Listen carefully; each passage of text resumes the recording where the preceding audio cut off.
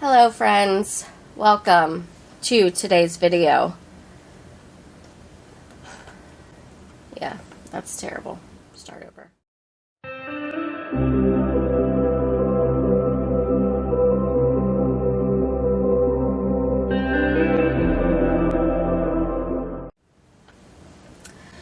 Hello friends, welcome to today's video. Some of you may have seen on my community tab, some of you may have not.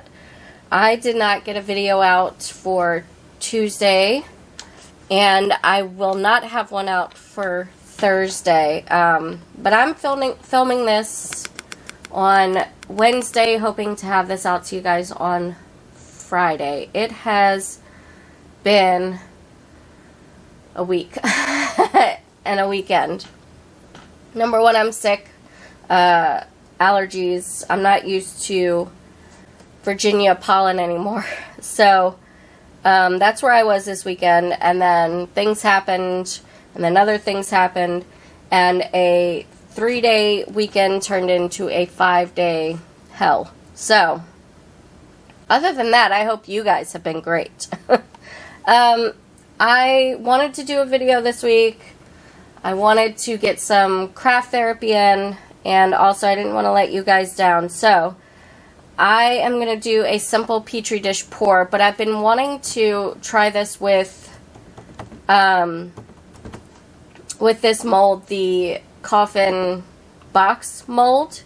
I had tried it previously, God, well over a year ago now, and it didn't turn out right, and I think I know what I did wrong, but that was before I mastered the art of Petri dishes. But did you though? So, this is going to be a super simple one, hopefully super quick.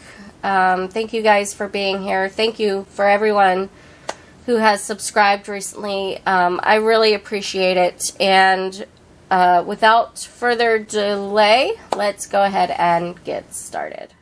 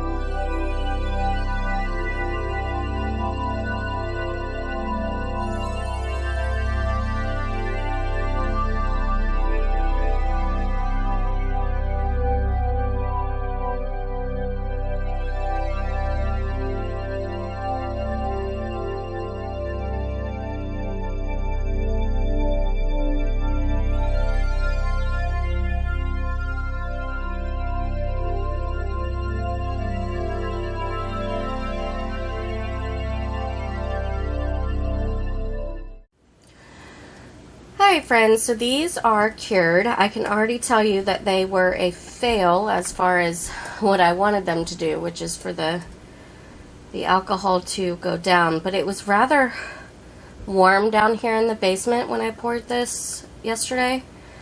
So I'm not too shocked because I tried to do a bonus unmolding with the leftover resin, and it cured way too quickly, so I'm not even sure I'm going to be able to show you guys that, because I think that's going to be even more of a fail than this is. I mean, it's super pretty.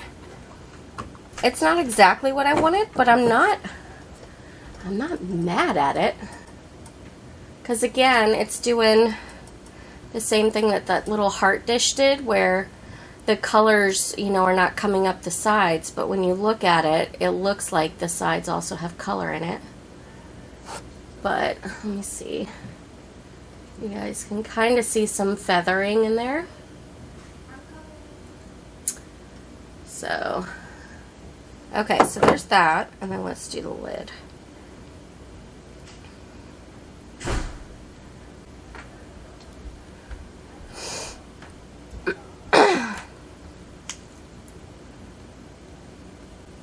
Okay,